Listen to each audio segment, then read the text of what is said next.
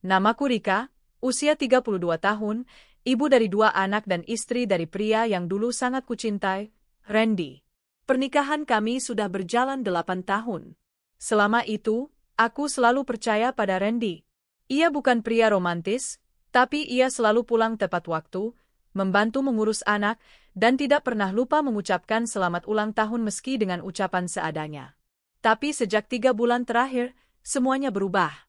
Awalnya aku mengira ia hanya sedang stres dengan pekerjaannya di kantor. Ia sering pulang larut malam, bahkan terkadang sudah larut dini hari. Saat kutanya, jawabannya selalu singkat, banyak kerjaan, proyek baru lagi padat. Aku percaya, tapi lama-lama perubahan sikapnya tak bisa kuabaikan. Ia jadi jarang menyentuhku. Jika dulu ia masih suka memelukku di tempat tidur atau sekadar mencium keningku saat aku tertidur, sekarang dia lebih memilih tidur membelakangi. Saat kuajak ngobrol, jawabannya dingin. Saat aku memasakkan makanan favoritnya, hanya dimakan beberapa sendok lalu ditinggal. Aku mencoba bersabar, mencoba menenangkan diri. Mungkin aku yang terlalu sensitif. Tapi suatu malam, naluriku sebagai istri benar-benar menuntunku menemukan hal yang menyakitkan. Malam itu Randy tertidur lebih cepat dari biasanya. Ia tampak sangat lelah, ponselnya tergeletak di samping bantal. Aku hanya ingin melihat jam, tapi saat mengambil ponselnya, notifikasi pesan masuk membuat tanganku bergetar. Sayang, kamu nggak tidur bareng dia kan malam ini? Aku kangen banget pelukanmu. Nama pengirimnya hanya tertulis, My Baby Hatina 2. Dead. Hatiku seperti ditusuk. Kakiku gemetar. Aku buka pesan sebelumnya. Ratusan pesan, bukan hanya kata-kata mesra, tapi foto-foto wanita berpakaian minim, bahkan ada video pendek dirinya di dalam bathtub sambil menyebut nama suamiku. Aku ingin menjerit, ingin membangunkan Randy dan langsung mengamuk. Tapi aku tahan. Aku membaca lebih banyak pesan, dan tangisku tak bisa dibendung lagi. Istri kamu udah tua, aku lebih segar. Kapan kita bisa tinggal bareng tanpa harus sembunyi-sembunyi? Kamu janji akan ceraikan dia kan? Tanganku bergetar. Jantungku rasanya meledak. Air mata tak berhenti mengalir. Aku merasa ditikam dari belakang. Laki-laki yang selama ini kupercaya sepenuh hati ternyata sudah berbagi tubuh dan hatinya pada wanita lain. Wanita itu bukan hanya sekadar pelakor. Ia adalah perusak rumah tangga profesional.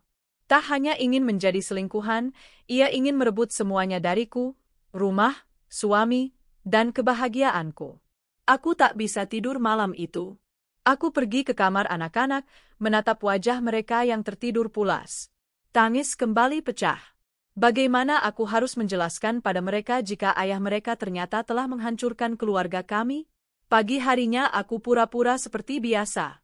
Menyiapkan sarapan, menyapa suami dengan senyum, dan mencium tangannya sebelum ia pergi bekerja. Tapi di balik senyum itu, dadaku penuh bara. Aku tak ingin bertindak gegabah.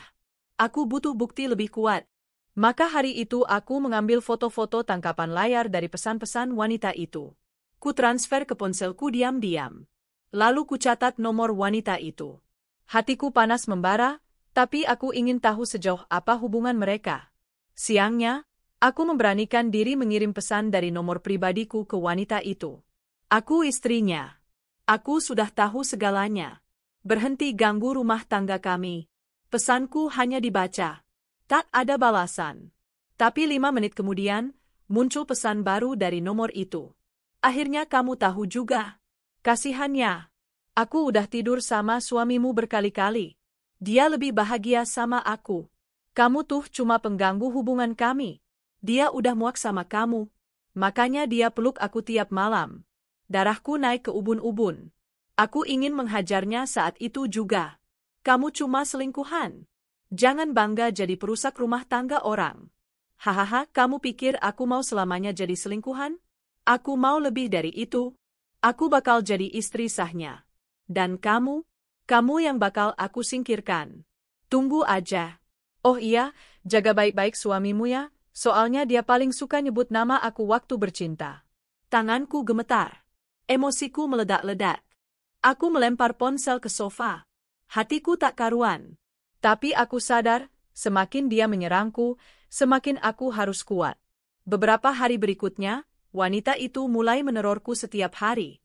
Pagi-pagi aku menerima pesan. Hari ini kamu berangkat bareng suamimu? Lucu banget lihat kalian pura-pura harmonis. Siang hari, dia baru aku. Katanya kamu makin nyebelin. Malam.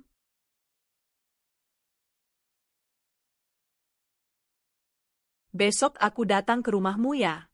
Siap-siap aja, kamu lihat sendiri siapa yang lebih dia pilih. Aku bahkan sempat ketakutan setiap kali ada suara motor berhenti di depan rumah. Aku takut dia benar-benar datang. Aku khawatir anak-anakku melihat drama ini. Aku harus melindungi mereka dari aib dan luka batin. Namun anehnya, Randy tetap bersikap seolah tak terjadi apa-apa. Ia bersikap biasa, meski sesekali melirikku dengan tatapan curiga. Mungkin ia mulai sadar aku sudah tahu sesuatu. Akhirnya, malam itu aku memutuskan bicara. Kami duduk di ruang keluarga. Aku menatap wajahnya dalam-dalam. Randy, kataku tenang, aku tahu semuanya. Ia menoleh. Maksudmu apa? Aku tahu kamu selingkuh. Aku tahu siapa dia. Dan aku tahu kalian sudah tidur bersama. Dia mendesah panjang, lalu membuang muka. Aku bisa jelaskan? Tak perlu, potongku. Yang ingin ku tahu sekarang, kamu pilih aku atau dia? Ia terdiam lama. Terlalu lama. Jawabannya adalah diam itu sendiri. Malam itu, aku menangis lagi. Tapi bukan karena kecewa. Karena aku sudah tak berharap lagi. Aku hanya ingin membalas. Aku bukan istri lemah yang pasrah dijadikan korban. Aku akan berdiri, dan kalau dia ingin merusak rumah tanggaku, aku pastikan dia ikut hancur di dalamnya. Besok paginya aku bangun dengan semangat baru. Aku akan bermain dengan caraku sendiri.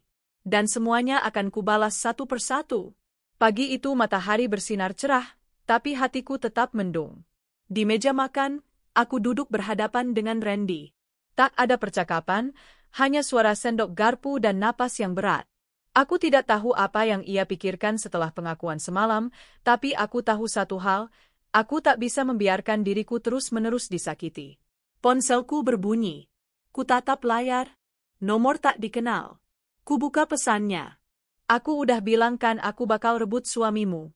Kamu pikir dengan nangis-nangis kamu bisa mempertahankan dia? Kasian. Dia cuma kasihan sama kamu. Bukan cinta. Tanganku mengepal. Pelakor itu, wanita itu, entah siapa namanya, masih saja berani menerorku. Beberapa menit kemudian, pesan baru masuk. Kali ini dengan foto.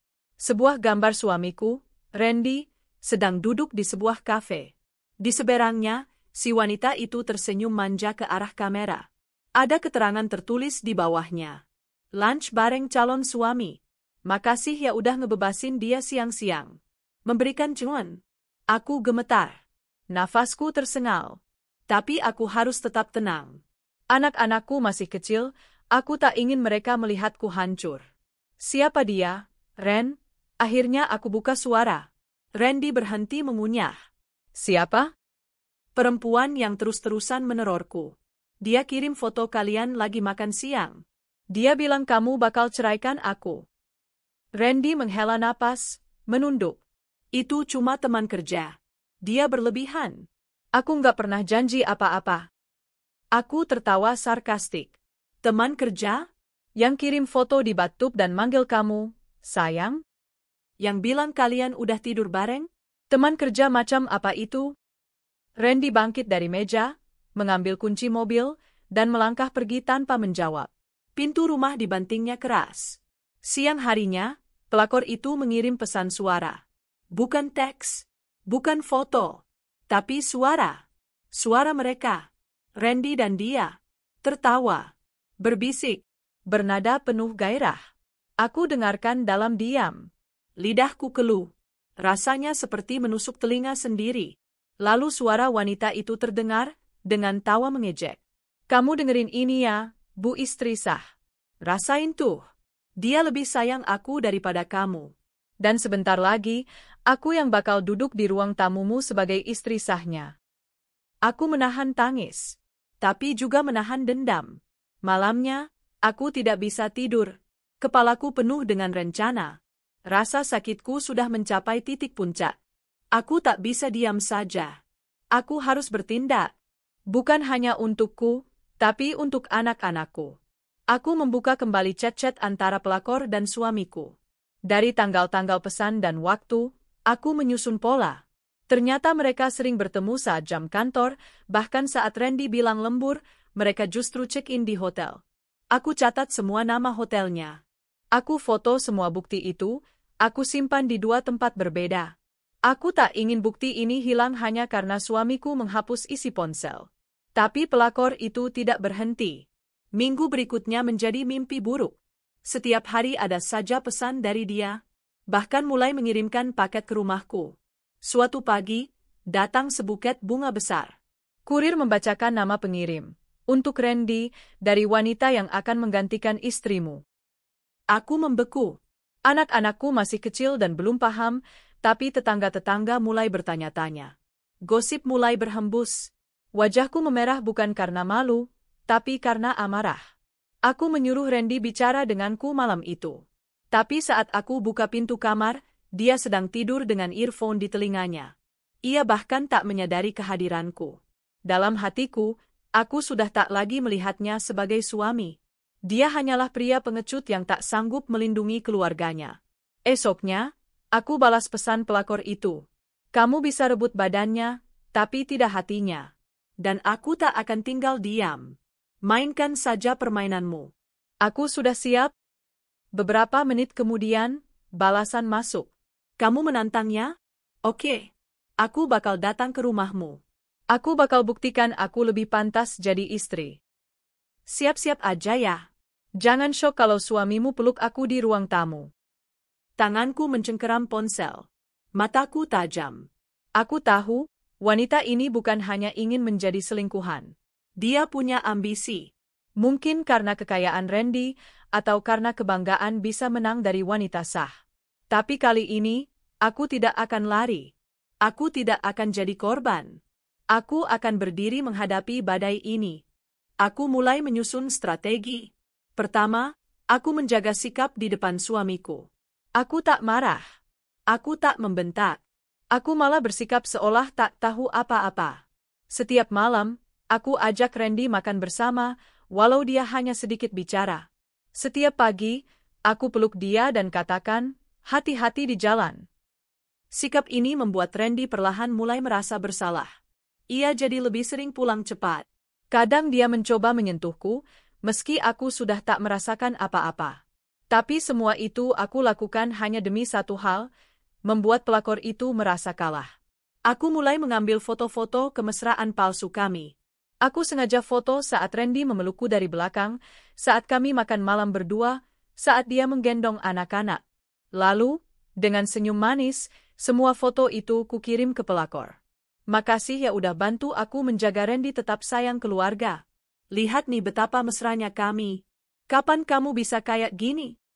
Pelakor membalas dengan emoji marah. Pura-pura doang itu. Dia benci kamu. Dia cerita semua ke aku. Kamu tuh wanita basi. Aku tertawa. Balas lagi dengan foto lain, kali ini kami sedang berlibur akhir pekan di villa. Randy tak tahu aku melakukan semua ini sebagai balas dendam. Dia pikir aku memaafkannya dan ingin memperbaiki hubungan. Padahal aku sedang memainkan perang psikologis dengan wanita yang ingin menghancurkan rumahku. 3 hari kemudian, pelakor mengirim pesan penuh amarah. Aku udah nggak tahan lagi. Minggu ini aku bakal ke rumahmu. Aku mau bicara langsung denganmu dan suamimu. Biar jelas siapa yang pantas jadi pendampingnya. Aku tidak gentar. Aku sudah siapkan semuanya. Randy akan kukirim ke desa, dengan alasan ibunya sakit. Aku sendiri akan pergi keluar kota selama 2 hari, menginap di rumah teman. Dan rumahku akan kosong. Tapi bukan tanpa penghuni. Sudah lama aku tahu, di ujung jalan dekat rumah ada beberapa preman yang suka nongkrong. Mereka biasa duduk di depan warung kopi yang sepi. Biasanya aku menghindari mereka.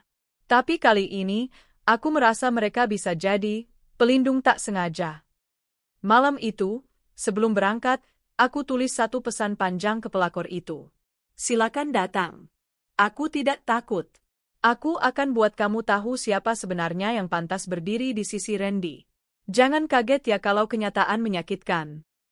Lalu aku kirim satu foto terakhir, foto aku dan Randy berpelukan di depan rumah, seolah mengantarnya pergi.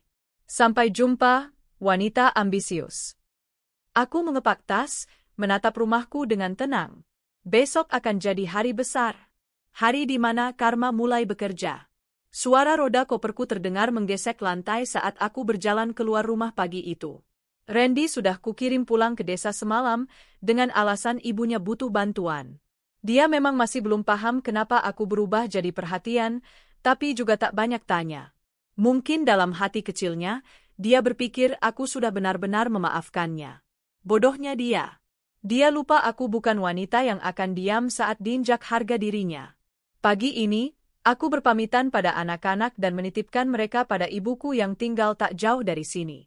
Kukatakan padanya aku akan menginap di rumah sahabat selama 2 hari untuk me time. Ibuku hanya mengangguk dan tak banyak bertanya. Mungkin ia bisa membaca dari mataku bahwa aku sedang menyimpan sesuatu yang tak ingin dibicarakan. Pukul 10 pagi, aku duduk santai di rumah sahabatku sambil menyeruput teh hangat. Di tanganku, ponselku aktif, siap menyaksikan reaksi wanita gila itu. Kuduga dia akan datang hari ini. Karena pagi-pagi tadi, dia mengirimkan pesan baru lagi. Sudah siap? Aku OTW ya. Jangan pura-pura nggak ada di rumah. Kutatap pesan itu lama, lalu ku jawab santai. Oh, aku di rumah kok. Silakan datang. Tentu saja aku bohong. Aku bahkan sudah 20 km jauhnya dari rumah. Dan Randy juga tak ada di sana. Yang ada hanya rumah kosong dan para preman nongkrong di warung dekat gang rumahku. 3 hari belakangan, aku sengaja sering melintas di depan warung itu. Aku bawa roti, kopi, bahkan pernah kubelikan nasi bungkus. Bukan untuk cari masalah, tapi untuk membangun relasi. Dan benar saja, mereka mulai mengenaliku. Bahkan ada satu yang mulai memanggilku, Bu Rika, dengan sopan. Hari terakhir sebelum aku pergi, aku titip pesan pada pemilik warung. Bu, nanti kalau ada cewek pakai baju seksi, rambut dicat, datang-datang marah-marah, bilang aja saya nggak ada. Tapi bolehlah suruh duduk dulu. Heh? Pemilik warung tertawa. Waduh, ada apa Bu? Musuh ya? Aku cuma tersenyum. Karma, Bu. Mau datang sendiri. Pukul 11 siang, aku mengirimkan foto baru ke pelakor. Foto ini kuambil seminggu lalu, aku dan Randy makan malam di rumah, tersenyum ke kamera. Ia memelukku dari belakang. Kukirim bersama pesan. Makasih ya udah jagain suamiku dari jauh. Tapi nyatanya dia masih tidur sama aku setiap malam. Capek loh kalau harus ganti-ganti posisi. Memberikan cuman. Tak butuh waktu lama. Pesan balasan masuk. Monyet lo ya. Kamu enggak akan menang. Aku mau datang hari ini. Kita lihat siapa yang dia pilih. Aku tak membalas. Hanya kubaca, lalu kukunci ponsel dan tersenyum puas. Wanita itu sudah kalap. Dan orang yang kalap biasanya akan berjalan ke arah kehancurannya sendiri. Jam menunjukkan pukul 12.30 siang. Sinar matahari menyengat.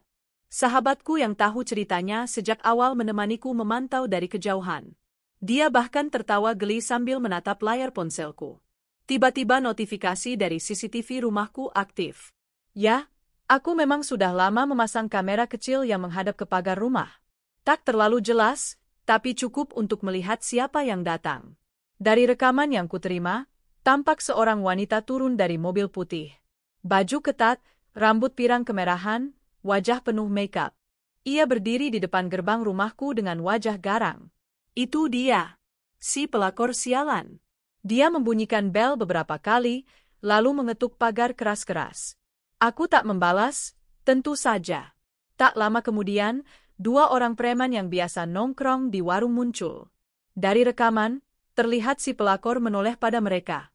Awalnya biasa saja, tapi saat para preman itu mendekat dan mulai bicara, si pelakor menunjukkan ekspresi kesal. Tiba-tiba dia menunjuk-nunjuk ke arah mereka. Entah apa yang ia katakan, tapi dari gestur tubuhnya, dia tampak marah dan sok galak. Salah satu preman mendekat, mulutnya bergerak cepat, seperti menantang balik. Wanita itu mendorong dada pria itu. Astaga, dia benar-benar gila. Tak butuh waktu lama, si preman yang tadi hanya berdiri kini mulai mengelilinginya. Teman-temannya muncul, ikut mendekat. Sekarang jumlah mereka sekitar 5 orang. Dari rekaman yang masuk, si pelakor mulai panik. Ia melangkah mundur, wajahnya ketakutan. Tapi mereka terus menggoda, mulai mencolek bahunya, menyentuh rambutnya. Aku langsung merinding. Meski dalam hati aku ingin dia mendapat pelajaran, aku tak pernah ingin melihat seorang wanita disakiti secara fisik. Tapi pelakor itu rupanya mulai kehilangan kendali.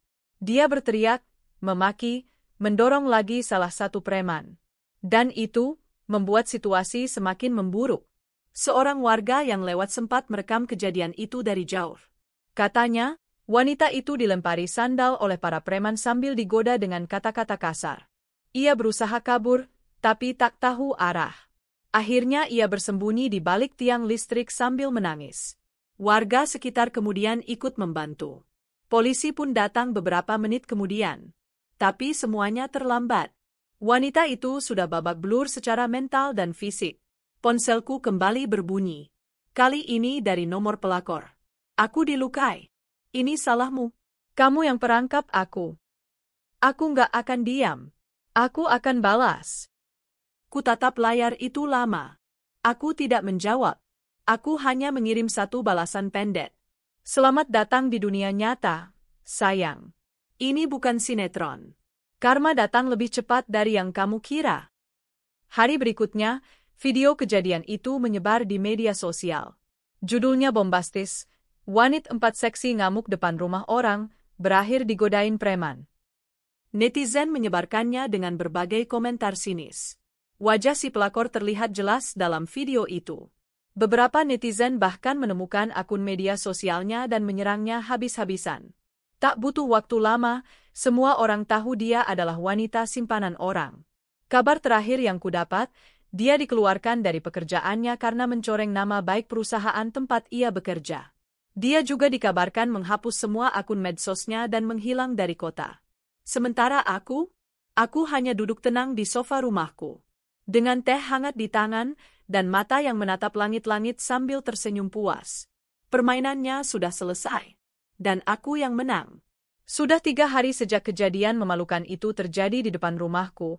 3 hari sejak si pelakor diarak, digoda, dan diolok-olok oleh preman. Dan selama itu pula, ponselku tak berhenti menerima pesan dari orang yang kini tidak hanya sakit hati, tapi gila karena malu. Aku tidak akan pernah memaafkanmu. Kamu perempuan licik. Suatu saat aku akan buat kamu menangis darah seperti aku. Aku membacanya tanpa reaksi. Tanganku tak lagi gemetar. Hatiku tak lagi takut. Yang kurasakan hanya satu, puas. Aku telah membuat wanita itu merasakan separuh dari apa yang ia tanamkan padaku. Ia pikir rumah tangga orang bisa dimasuki seenaknya. Ia pikir, dengan tubuh cantik dan wajah dandanannya, ia bisa dengan mudah merebut semua yang kupunya. Tapi ternyata, dunia tidak semudah itu. Namun rupanya, luka yang kuberikan terlalu dalam. Hari ini, pagi-pagi sekali, saat aku sedang menyiapkan bekal sekolah anak-anakku, pesan baru masuk. Bukan hanya teks, tapi juga video. Kurasakan perutku menegang. Dengan jantung yang berdegup cepat, aku memutar video itu. Ternyata video selfie si pelakor, wajahnya penuh air mata, rambut awut-awutan, dan bibirnya berdarah di sudut. Lihat nih. Lihat apa yang kamu buat aku alami. Ini semua salah kamu.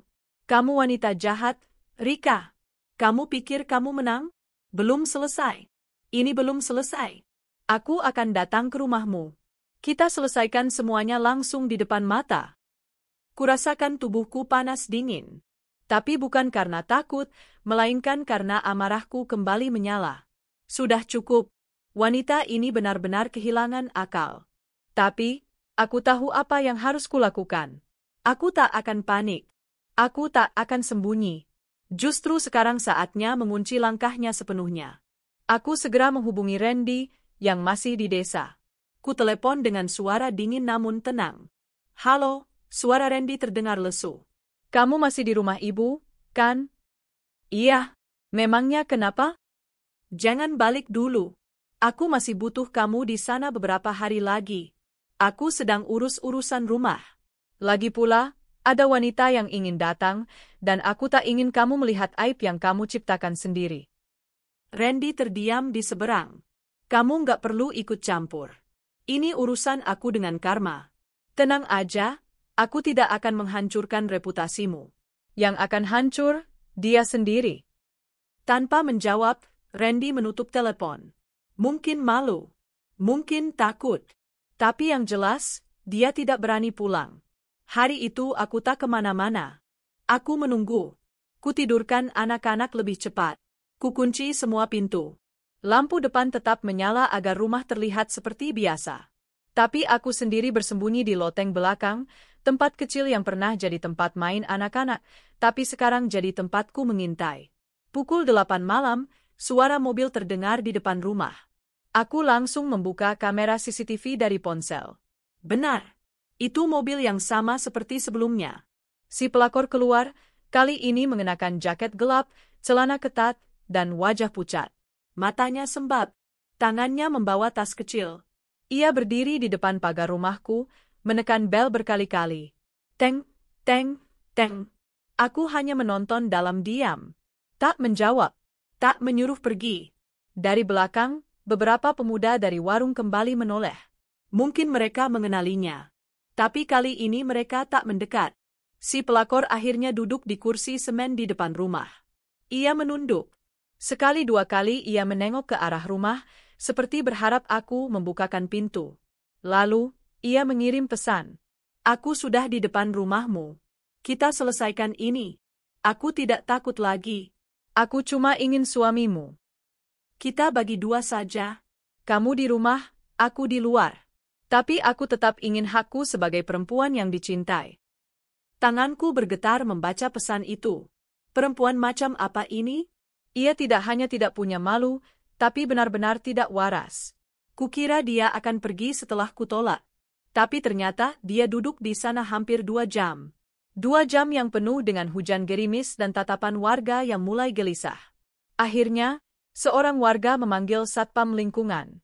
Si pelakor dibawa ke pos keamanan dan diminta meninggalkan kompleks. Sebelum pergi, ia sempat menatap ke arah rumahku dan berkata dengan suara keras. Aku tidak takut. Aku akan kembali. Suatu saat kamu akan hancur sepertiku. Malam itu aku tertidur bukan dengan rasa lega, tapi dengan rasa miris. Aku sadar wanita ini tidak hanya butuh pelajaran. Ia butuh pertolongan. Tapi bukan tugasku menyelamatkannya. Keesokan harinya, aku mendapatkan kabar mengejutkan dari teman lama di kantor tempat Randy bekerja. Ternyata setelah videonya viral, perusahaan tempat pelakor itu bekerja juga menyebarkan surat pemutusan hubungan kerja. Bukan hanya karena aibnya, tapi karena ia mengancam istri sah karyawan lain dan mengganggu keamanan lingkungan tempat tinggal keluarga karyawan. Ia dilaporkan oleh beberapa tetanggaku juga. Bahkan, ada kabar bahwa orang tuanya datang ke kantor dan menangis meminta maaf. Ayahnya malu banget, kata temanku, katanya mereka gak tahu anaknya sampai segila itu. Rasa kasihan sempat menyelip. Tapi segera kuingat, aku pernah hampir kehilangan suamiku. Aku pernah diteror setiap hari. Aku pernah dihina sebagai wanita basi. Dia layak menerima semua itu. Sore itu, Randy pulang.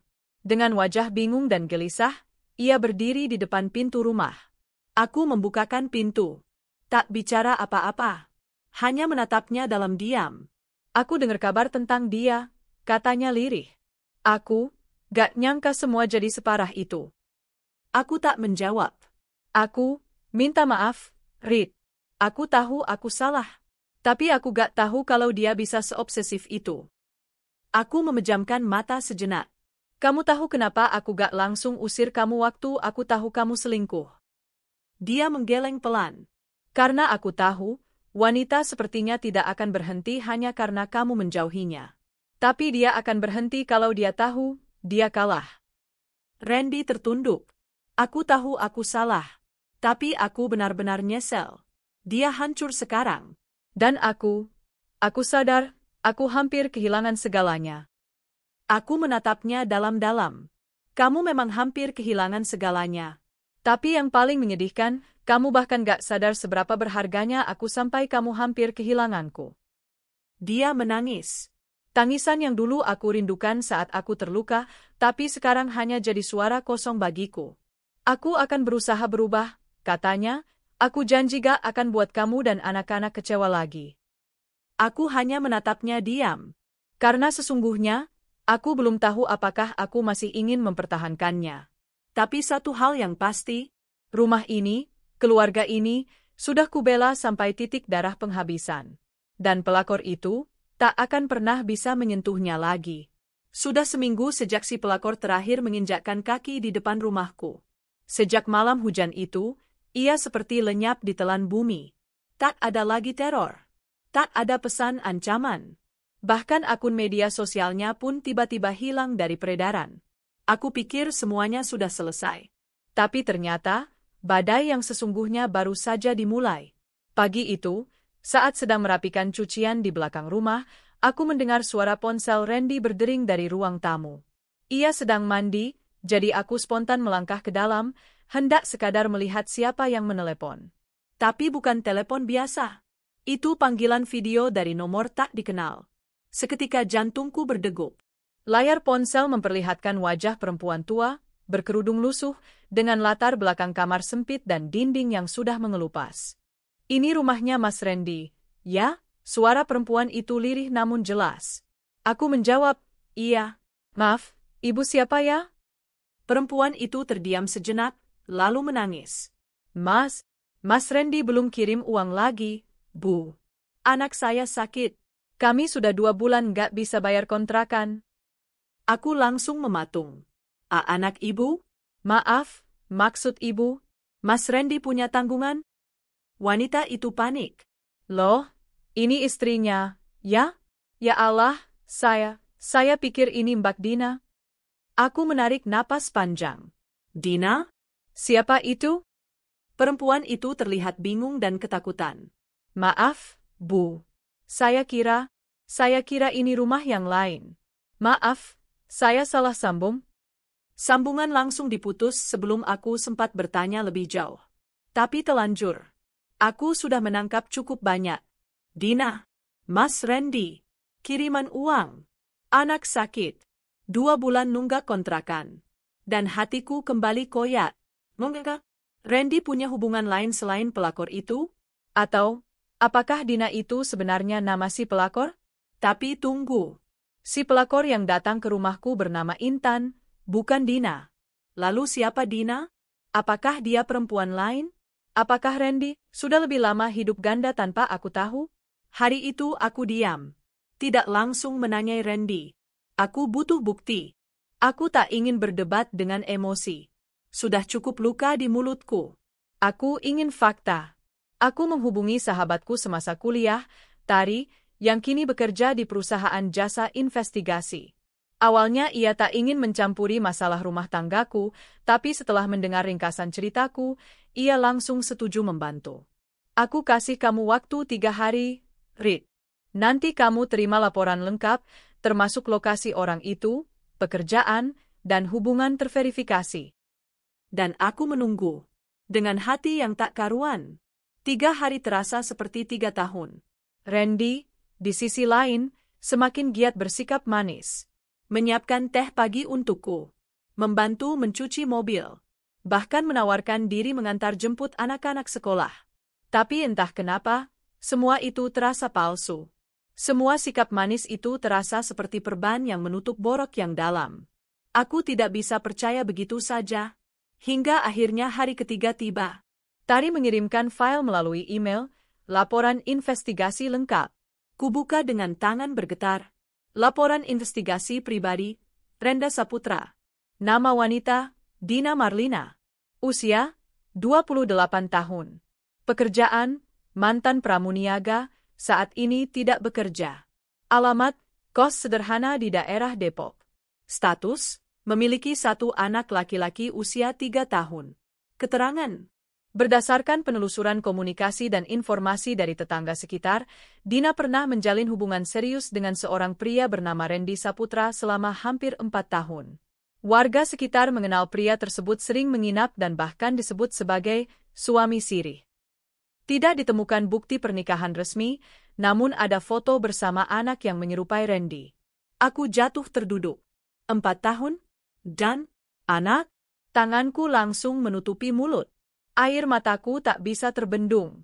Ternyata selama ini aku hidup dengan pria yang punya 2 kehidupan. Intan, si pelakor yang selama ini ku kejar dan ku permalukan, hanyalah puncak gunung es. Di bawahnya, ada seorang wanita lain, dan seorang anak yang mungkin adalah anak dari suamiku sendiri. Aku merasa dunia terbalik. Seluruh rasa perjuangan, sabar, dan pengorbanan bertahun-tahun seolah hancur dalam satu laporan pendek. Malam itu, setelah anak-anak tidur, aku menunggu Randy di ruang makan. Lampu sengaja kuatur remang, dan di meja sudah ada berkas laporan investigasi yang kubaca berulang. Randy datang dengan wajah lelah, tapi langsung waspada melihat wajahku. Ada apa, Rick?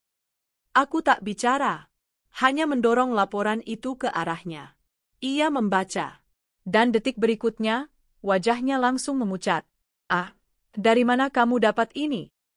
Bukan itu pertanyaannya, kataku pelan. Pertanyaannya, sejak kapan kamu hidup sebagai suami dari 2 rumah tangga? Randy menunduk. Tangannya gemetar. Aku bisa jelaskan? Jelaskan? Jelaskan yang mana? Tentang Dina? Tentang anak yang kamu biarkan hidup susah padahal kamu hidup nyaman di sini? Atau tentang kebohongan yang kamu pelihara selama 4 tahun? Suara tangisku pecah. Aku tak peduli lagi menahan. Aku ingin semua emosi ini keluar malam itu juga. Aku memang salah, kata Randy akhirnya. Waktu itu kita sempat renggang. Kamu sibuk dengan bayi kita, kamu gak punya waktu buat aku, dan di kantor aku sering lembur, lalu aku kenal Dina. Lalu kamu tidur dengannya? Tanpa pikirkan aku? Tanpa pikirkan anak-anak kita? Aku hilaf, Rick. Tapi setelah tahu dia hamil, aku sempat ingin tanggung jawab. Tapi, aku takut kehilangan kamu. Aku takut anak-anak kita kecewa. Jadi aku bantu diam-diam. Tapi akhir-akhir ini aku mulai sulit keuangan. Aku menatapnya jijik. Kamu takut kehilangan aku? Atau kamu cuma takut kehilangan wajah baikmu sebagai suami teladan? Randy tertunduk. Tidak bisa bicara. Mungkin tahu, tidak ada alasan yang cukup kuat untuk membenarkan pengkhianatan. Keesokan harinya aku bangun lebih pagi. Menyiapkan sarapan, memandikan anak-anak, membereskan rumah seperti biasa. Tapi di dalam hatiku, aku tahu, aku tak bisa lagi hidup dalam kebohongan.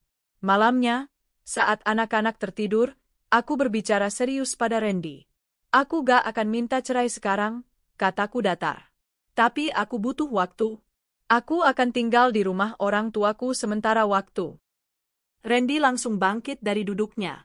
Rick, jangan pergi. Jangan hancurkan rumah ini. Aku tidak menghancurkan apa-apa, Ren. Kamu yang menghancurkannya. Aku hanya mundur dari puing-puingnya. Lalu, anak-anak gimana? Mereka akan ikut aku. Tapi kamu masih bisa bertemu, asal tidak di rumah ini. Ia tak menjawab. Hanya diam. Sementara aku mulai berkemas. Aku tak tahu berapa lama aku akan pergi. Aku tak tahu apakah pernikahan ini masih bisa diselamatkan. Tapi satu yang ku tahu, aku berhak atas kebahagiaan yang utuh. Bukan yang dibagi dengan wanita lain. Dan untuk itu, aku harus pergi dulu. Dan untuk itu, aku harus pergi dulu. Aku masih di perjalanan saat notifikasi dari kamera CCTV rumahku berbunyi.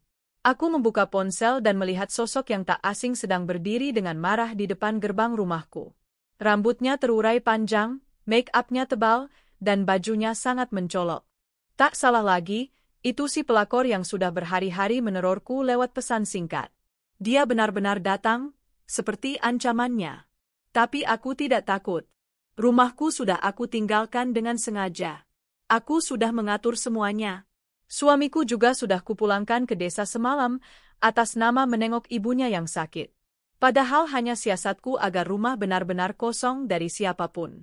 Namun yang dia tidak tahu, sejak beberapa bulan lalu, area rumahku sering dijadikan tempat nongkrong beberapa preman lokal.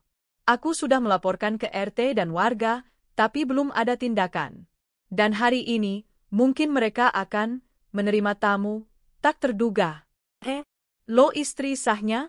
Teriak pelakor sambil menggedor-gedor pagar rumahku. Lo ngumpet ya? Keluar kau. Suara teriakannya cukup memancing perhatian warga, tapi tidak ada yang keluar karena sudah biasa melihat keributan dari arah jalan itu. Namun, beberapa preman yang duduk di warung pojok mulai memperhatikan. Ada 5 orang pria, bertubuh kekar, berpakaian ala kadarnya, merokok sambil bermain kartu. Salah satu dari mereka, bernama Gito, berdiri dan mendekat ke arah pagar rumahku. Weh, apaan nih, Neng? Ngamuk-ngamuk dari tadi kayak orang kesurupan, ucap Gito dengan nada malas. Pelakor menoleh, menatap para preman itu dari ujung kepala sampai kaki. Urusan gue bukan sama kalian. Ini rumah pelakor. Dia rebut laki gue, teriaknya lagi sambil mengibaskan rambutnya. Pelakor? Hahaha, ini rumah pelakor?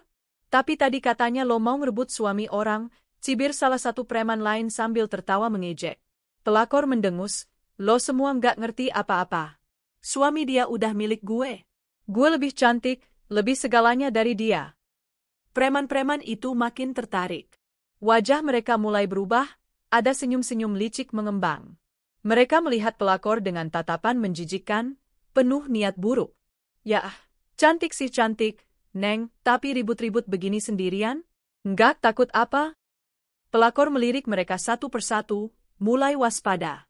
Apa maksud kalian? Jangan macam-macam sama gue, serunya ketus. Namun Gito maju satu langkah lebih dekat. Lah, kita nggak macam-macam.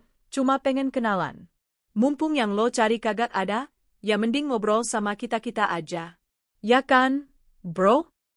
Teman-temannya tertawa dan mulai berdiri satu persatu, mengepung secara perlahan. Pelakor tampak panik, ia mundur satu langkah, tangannya merogoh tas seolah mencari sesuatu, mungkin ponsel. Tapi salah satu dari mereka sudah lebih dulu merebut tasnya dan melemparkannya ke semak-semak. Astagfirullah, gila kalian ya. Balikin tas gue, teriak pelakor dengan suara tinggi. Tenang Neng, kita cuma mau ajak lo ngobrol. Kot, ucap Gito dengan senyum menyeringai. Wajahnya penuh niat jahat. Pelakor mencoba lari, tapi langkahnya terhenti karena tubuhnya didorong dari belakang hingga hampir jatuh ke jalan. Warga sekitar yang mendengar keributan mulai melirik, tapi banyak yang memilih diam, apalagi melihat siapa yang terlibat, preman-preman yang sering bikin onar itu. Lo udah sinding ya? Jangan sentuh gue, jerit pelakor. Tapi teriakan itu sia-sia. Dia benar-benar telah masuk ke dalam perangkap. Bukan perangkapku, tapi karma dari perbuatannya sendiri. Dia yang mengancam, menghina, dan ingin menghancurkan rumah tangga orang, kini dipermalukan di depan umum. Seorang ibu-ibu yang kebetulan lewat langsung menelepon satpam komplek dan aparat desa. Tak lama kemudian, suara sirine patroli kecil terdengar. Preman-preman itu akhirnya bubar saat polisi datang, tapi keadaan pelakor sudah sangat mengenaskan. Make-up-nya luntur karena keringat dan tangis. Bajunya kotor, rambutnya acak-acakan. Tasnya ditemukan di semak-semak dengan dompet terbuka, isinya berceceran. Warga yang menyaksikan kejadian ini silakan lapor ke pos polisi, kata salah satu petugas. Pelakor dipapah ke mobil polisi sambil terus menangis histeris. Tapi yang lebih menyakitkan, kejadian itu direkam oleh beberapa warga dan sudah tersebar di media sosial sebelum ia sadar. Dalam beberapa jam saja, videonya diteriaki preman dan menjerit ketakutan sudah viral. Judulnya macam-macam. Selingkuhan ngamuk di rumah istri sah, malah dikeroyok preman. Beginilah nasib pelakor akhir zaman. Cantik tapi tak tahu diri, akhirnya digiring polisi. Malam harinya aku tiba di rumah, melihat suasana sudah tenang. Tetanggaku, Bu Dewi, langsung menghampiriku dan menceritakan kejadian siang tadi. Aku hanya mengangguk tanpa banyak komentar, padahal dalam hati aku tahu, semua ini adalah buah dari kelakuannya sendiri. Pelakor itu akhirnya menghubungiku lewat nomor baru. Bukan untuk mengancam, tapi untuk memohon. Tolong, jangan sebarin video itu, tolong, aku malu, hidupku hancur. Aku hanya membacanya sambil tersenyum kecil. Satu pesan terakhir kukirimkan sebelum ku blokir nomornya. Sakit ya? Sakit karena dipermalukan? Aku tiap hari hidup dalam teror dari kamu. Sekarang kamu tahu rasanya. Itu belum seberapa dari sakitnya seorang istri dikhianati. Keesokan harinya, kabar tentang pelakor itu makin ramai. Ternyata dia adalah seorang sekretaris di perusahaan tempat suamiku pernah kerja. Banyak rekan kerjanya yang mengenal wajahnya dan merasa tidak heran atas kelakuannya. Karirnya hancur, reputasinya habis. Ia dipecat dengan tidak hormat. Aku tak pernah mendengar kabar dia lagi setelah itu, selain rumor bahwa ia menjalani terapi psikologis karena trauma dan tekanan sosial. Video dirinya masih beredar, dan netizen tidak pernah lupa. Hari-hariku kembali tenang. Suamiku yang sudah sempat kuminta menjauh kini perlahan mulai berusaha kembali membangun kepercayaan. Aku belum sepenuhnya memaafkan, tapi satu hal yang pasti. Aku menang. Tanpa harus menyentuhnya. Tanpa harus membalasnya secara kotor. Biarlah semesta yang bekerja. Dan semesta sudah menyampaikan pesannya. Jangan pernah bermain-main dengan istri sah jika tak ingin dicicipi oleh karma yang paling pedih. Setelah semuanya berlalu, hari-hariku kembali berjalan normal. Tidak ada lagi teror pesan dari pelakor. Tidak ada lagi desing suara notifikasi yang membuat jantungku berdebar waspada. Rumah terasa lebih tenang. Tapi hatiku masih berantakan. Aku masih menyimpan semua pesan-pesan ancaman itu. Aku masih ingat bagaimana wajah pelakor itu dengan lantang menghina dan menertawakanku sebagai istri sah. Sementara suamiku, diam. Bahkan sempat melindungi perempuan itu di awal. Suatu malam, ketika anak-anak sudah tidur dan suasana rumah hening, suamiku datang mendekat. Ia duduk di depanku, menggenggam tanganku erat, lebih erat dari biasanya. Aku bisa melihat matanya memerah. Aku tahu aku telah menghancurkan hatimu, memalukan keluarga kita, dan menyia-nyiakan kepercayaanmu. Tapi aku benar-benar menyesal. Aku tidak menjawab, hanya menatapnya tanpa ekspresi. Dia menunduk dalam. Lalu, secara mengejutkan, ia berlutut. Bahkan menyandarkan kepalanya di pangkuanku, seperti anak kecil yang bersalah. Air matanya jatuh, membasahi kain dasterku. Aku mohon, maafkan aku. Aku salah. Aku bodoh. Aku dibutakan oleh rayuan dan pujian dari perempuan yang bahkan tidak tulus. Dia hanya ingin menghancurkan kita. Dan aku membiarkannya. Suara suamiku bergetar, menahan tangis. Tapi aku tetap diam. Dalam hatiku, badai masih belum benar-benar reda. Kalau kamu minta maaf karena takut kehilangan aku, itu bukan alasan yang cukup, kataku akhirnya, pelan tapi tajam. Dia mendongak perlahan, menatapku dengan mata sembab. Aku minta maaf karena aku menyakiti orang yang paling tulus dalam hidupku. Aku sadar, rumah ini tak akan berarti apa-apa tanpa kamu. Anak-anak tak akan seceria ini tanpa kasihmu. Dan aku, hanya laki-laki hampa tanpa istri sebaik kamu. Aku menarik napas panjang. Lalu berdiri perlahan, meninggalkan dia yang masih berlutut di lantai. Bukan maafmu yang kuinginkan. Tapi perubahanmu, kataku sebelum melangkah ke kamar anak-anak. Beberapa minggu berlalu. Aku memberi suamiku waktu untuk membuktikan bahwa penyesalannya bukan sekadar kata. Dia mulai lebih sering di rumah, lebih perhatian pada anak-anak, bahkan mulai mengikuti kegiatan sosial yang selama ini kujalani. Namun aku tahu, sekalipun luka mulai mengering, bekasnya tetap ada. Memaafkan bukan berarti melupakan. Aku bisa hidup bersamanya lagi, tapi aku tidak bisa berpura-pura semuanya seperti semula. Sampai akhirnya aku memberanikan diri untuk mengambil langkah yang tak terduga. Suatu sore, aku mengajak suamiku duduk di teras rumah. Anak-anak sedang bermain di taman kecil, udara sejuk menyelimuti kami. Aku ingin bicara, ucapku. Dia mengangguk pelan. Aku sudah pikirkan ini baik-baik. Aku ingin kita berpisah sementara. Suamiku langsung menoleh dengan panik. Apa? Kenapa? Bukannya semuanya sudah membaik? Aku menatap matanya dengan tegas, membaik bukan berarti sembuh. Aku butuh ruang untuk menyembuhkan diriku. Bukan karena aku benci kamu, tapi karena aku ingin berdamai dengan diriku sendiri. Dan kamu juga butuh belajar untuk mencintaiku dengan benar. Dia menunduk. Aku tahu, keputusan ini berat. Tapi aku tidak ingin hidup dalam pura-pura. Aku tidak ingin luka ini jadi racun yang suatu hari bisa meledak dan menghancurkan kami. Aku akan tinggal di rumah ibu dulu. Anak-anak tetap di sini bersamamu. Tapi aku akan sering datang. Kita tetap orang tua bagi mereka, hanya saja aku perlu waktu. Berapa lama? Bisiknya lirih. Entahlah. Sampai aku yakin bahwa aku tidak lagi merasa takut, curiga, atau marah saat bersamamu. Dia mengangguk perlahan. Kalau itu yang kamu butuh, aku akan berusaha mengerti. Tapi janji, jangan pergi selamanya. Aku tidak menjawab, hanya tersenyum kecil. Hari-hari di rumah ibu memberiku kedamaian yang berbeda. Aku bisa menulis lagi, membaca buku, merenung dalam diam. Aku belajar menyayangi diriku sendiri yang sempat kuabaikan selama bertahun-tahun demi rumah tangga. Dan dari kejauhan, aku memperhatikan suamiku. Ternyata, ia benar-benar berubah. Ia rajin mengantar anak ke sekolah, ikut rapat orang tua murid, bahkan memasak untuk mereka. Ia mengirimkan pesan-pesan kecil padaku tiap pagi. Pagi, sayang. Semoga harimu damai. Anak-anak nanya kamu terus. Mereka kangen. Aku masih belajar jadi lelaki yang lebih baik. Terima kasih sudah memberiku kesempatan. Aku mulai melihat bahwa mungkin dia benar-benar menyesal. Dan mungkin, masih ada cinta yang bisa kami perbaiki. 3 bulan setelah kami berpisah, aku kembali ke rumah. Saat aku membuka pintu, anak-anak berlari memelukku. Suamiku berdiri di ambang dapur, wajahnya terkejut tapi hangat. Selamat datang, ucapnya lirih.